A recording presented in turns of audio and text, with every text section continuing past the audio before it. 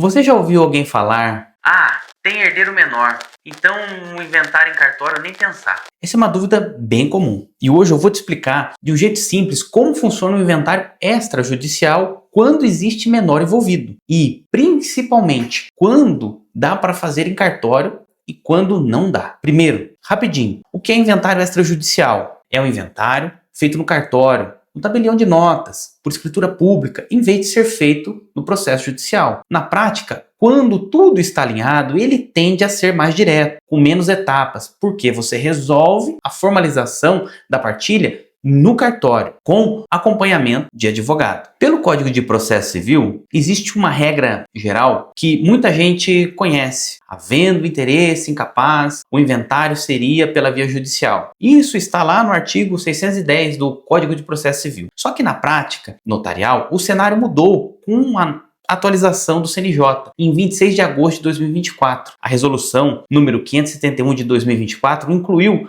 a regra na resolução 35 de 2007, permitindo em situações específicas que o inventário possa ser feito em escritura, mesmo com menor ou incapaz, desde que existam proteções bem claras. Doutor, e quais são essas proteções?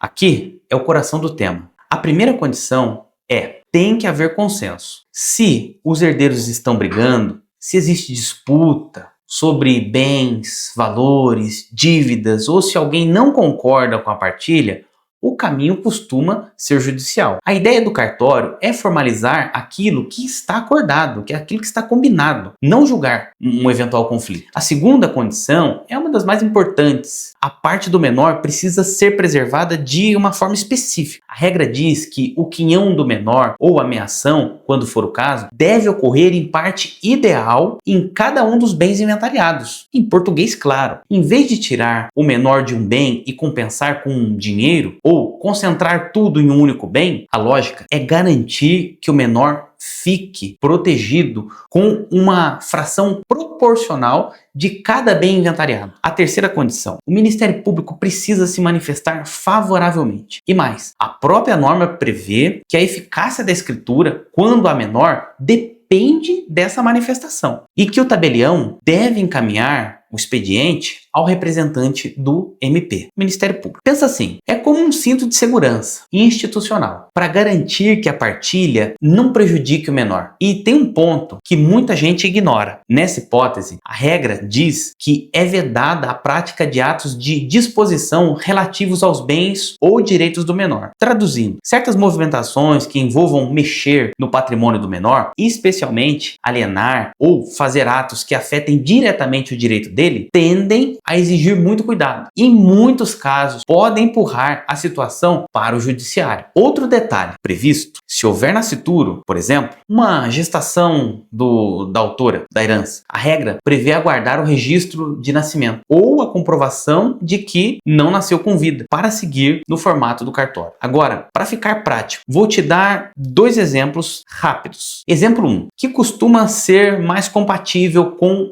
o cartório. O falecido deixou um imóvel e os herdeiros concordam que todos vão ficar com suas frações proporcionais, inclusive o menor, cada um com sua parte. Ideal. Existe consenso, documentação e ordem, e a escritura respeita a proteção do menor. Exemplo 2, que costuma dar problema no cartório. Os herdeiros querem fazer uma divisão criativa, do tipo, o adulto fica com o imóvel inteiro e o menor recebe dinheiro. Ou então, existe discordância sobre valor, suspeita de bem oculto ou alguém que quer impor uma condição. Aí o risco de impugnação aumenta e pode virar um caso para o judiciário. E se o Ministério Público ou algum terceiro impugnar? A própria norma prevê que, nesse caso, o procedimento deve ser submetido à apreciação do juízo competente. Então, qual é o resumo honesto? Dá para fazer inventário extrajudicial com menor envolvido? Hoje, pode ser possível em situações específicas, principalmente quando existem consensos, quando a parte do menor é preservada do jeito que a regra exige e quando há manifestação favorável do Ministério Público, que é o fiscal da lei, conforme a resolução do CNJ, de número 571 de 2024. Mas nem todo caso se encaixa bem no cartório. Quando envolve disputa, risco de menor, de prejuízo ao menor, necessidade de decisões mais complexas ou impugnação, o caminho é o judicial. Tende a ser o mais adequado. Se você quer continuar aprendendo sem complicação, deixa o like, se inscreve e ativa as notificações. Toda semana tem conteúdo direto ao ponto.